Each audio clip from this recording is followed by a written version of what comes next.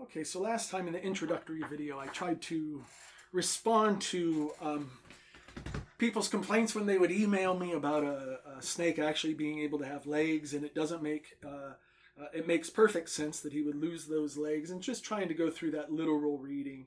So I tried to talk about how a snake could actually walk and talk, and even walk and talk within a tradition, within the rabbinic tradition, in fact. Now, the other emails I receive over the course will say, I don't know why you think it's such a mystery. Clearly, Satan has kind of infiltrated the body of this dragon. Even we can think about it as a dragon, and that's true, and that is certainly part of the tradition. And many of you may be surprised to know it's obviously part of the Christian tradition. That's usually the Christian reading of this.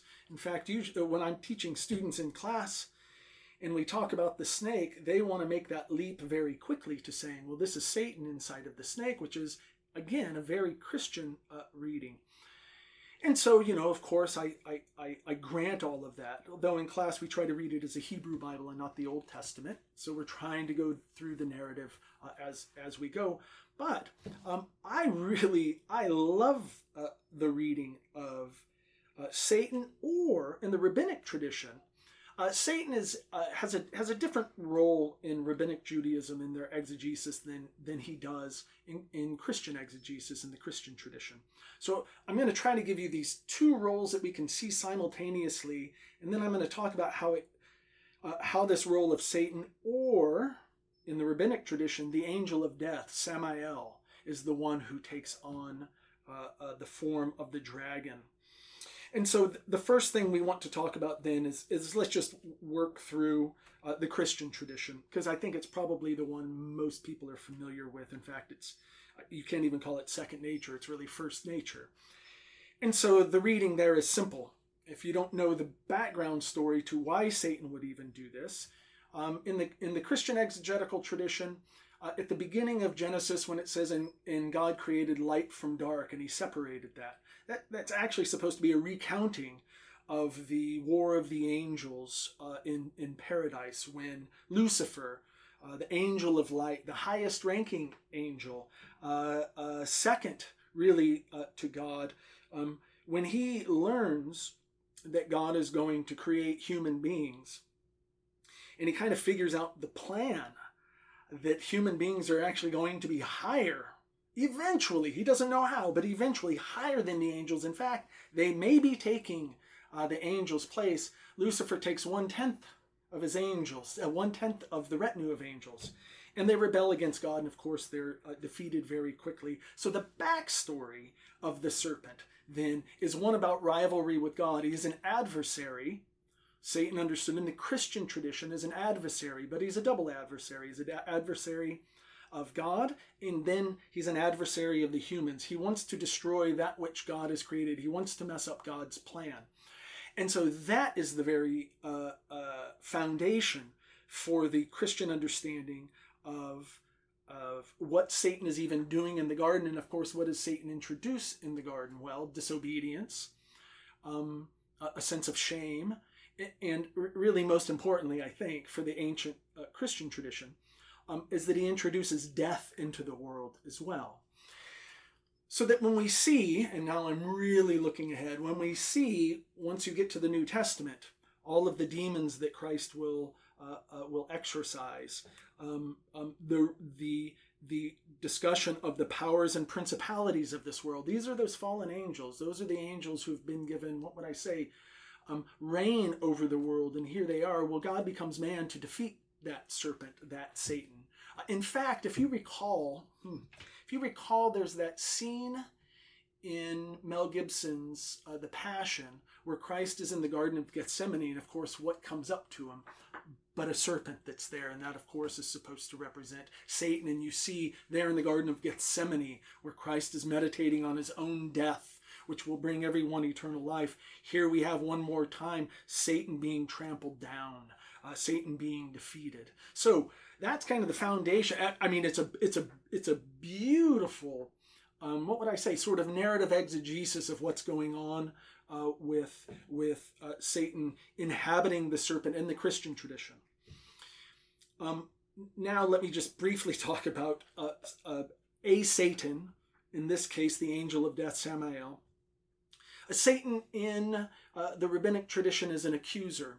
And it turns out in the rabbinic tradition, the accuser actually has an actual role in this world. So if you recall the book of Job, Satan and God there have a very odd relationship. It's as if God's not an adversary of Satan. It's in fact, he's like, hey, have you been doing your job? Have you been about in this world? And it turns out that the accuser in the rabbinic tradition actually has a role in this world, and it is actually to test human beings. Testing human beings does what? Well, it strengthens us. It gives us something where we can either look towards that temptation or that testing, or we can look to the divine. And you can see how that role would play out here beautifully in the garden, because God has given them but one commandment, one order: do not eat of the tree of the knowledge of good and evil. So I love the tradition that it's the angel of death, because then all of a sudden, what do you see that this dragon introduces into the world? But death itself. So there's I think it's a beautiful mixture. And again, don't mistake rabbinic Judaism's theology with Christian theology. They are not the same. They're very, very different in places. But this is a place where I would think Christians would enjoy knowing that tradition, that the angel that comes into the serpent is in fact the angel of death, who introduces death into this world.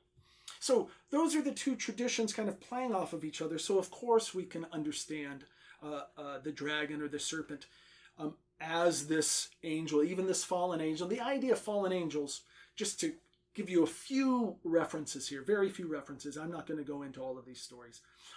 But it's what's called Second Temple Judaism. After the temple is destroyed, and we'll say around, I'm just going to give it a date, 550.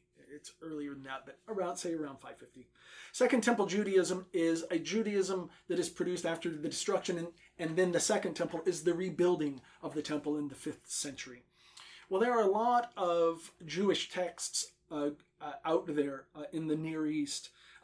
First Enoch, Second Enoch, Third Enoch, which is much later.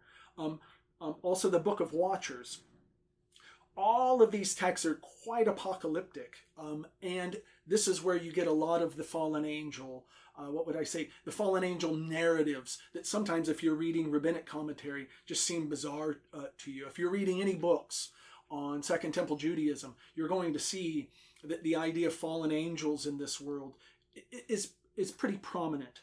And so we can see a play off of that in a response to those things. Now, let me just kind of expand on this a little bit more. For those of you who sent me images of serpents with legs, thank you for that. But you'll probably be really interested to know that in ancient Christian iconography, or medieval Christian iconography, when they depict the serpent, it really isn't, I shouldn't say ever, but it's often not a serpent at all, but it is instead, in fact, a dragon that has feet, and that it stands erect, and it's wrapped around the tree of knowledge of good and evil. All right. So they're already mindful of that, why would a snake's punishment be to lose its legs? They understand that it has legs and it's there. But here's the interesting thing about the figure of a dragon in other iconography, or even in just medieval manuscripts. You'll see depictions of the hellmouth, of Hades itself, often depicted through two images. You'll often see a dragon, sometimes you'll see a lion as well, but it's actually that image of a dragon's mouth into which one goes into Sheol, or into Hades itself. Hades is simply the Greek translation of Sheol, and Sheol is just the place of the dead. It's not Gehenna at this point. It's not, or Tartarus or hell. It's not the place of punishment. It's just the holding cell at this point for the dead.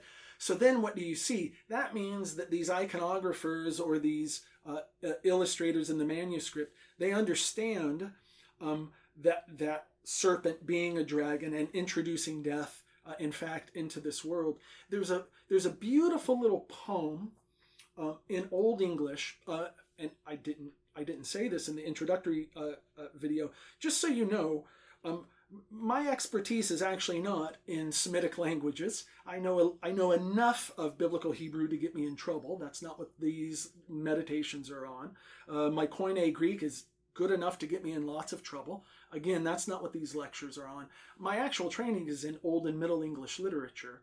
And one of the things I do is just look at historical exegesis. What are ancient to medieval Christian commentators doing? What are rabbinic commentators doing? And how does that play out in medieval poetry? How are they reading exegesis and then weaving it into the poetry itself? So there's an Old English poem called Genesis B that actually is kind of a retelling of what's known as an Old Saxon, so West Germanic dialect, an Old Saxon poem based on the same thing. This is a long introduction to a very simple point. When they get to the tree in that poem, they don't call it the tree of knowledge and good and evil. They just simply call it the tree of death. There's the tree of death and the tree of life. And then that's that. That's how important this image is. So let me just say, for those of you who have gone through the Hillsdale course, and for those of you who were here who had gone through the Hillsdale course, and you sent me the emails telling me it's clearly Satan who is the serpent himself. First, let me thank you for that. But this is also the reason why I wanted to start the Substack, is so I can start to fill in those gaps. I mean, look, this thing is going to take me 15 minutes to explain something that simple. The Hillsdale College courses, I get 30 minutes to try to cover big chunks of narrative. So I have to skip over all sorts of things. So that's kind of the point here. I want to fill in some of those gaps, and I'll let you guys know. Yes, of course, there's a beautiful tradition of the fallen angel, and it has actual real, what I say, dense theological implications bound up inside of it. And maybe we'll have to look at those some more. And let me just say one final thing, as we've kind of started talking about theology, which I really do try to avoid on the online courses. I try to keep my theology simple. The theology in the courses is very simple. There is a God. There are commandments to follow. And when you violate them, repent. That's as basic and simple as the theology gets there.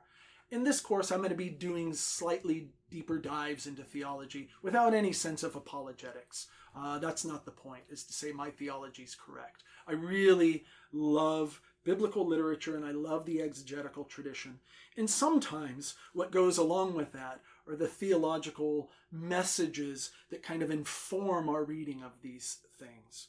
So with that said, I think next time what we're going to try to cover is just kind of a few little nifty things in Genesis chapter 1. I just want to throw a couple things out there, the various approaches people can take when reading. Remember, the name of this Substack is How Do You Read It? That's kind of what we're doing, is saying there are manifold ways to go at this text that have the slightest tweak to a reading can actually inform us theologically quite different, or we can see a character differently later on when we're parsing these things. So with that, I'll see you next time.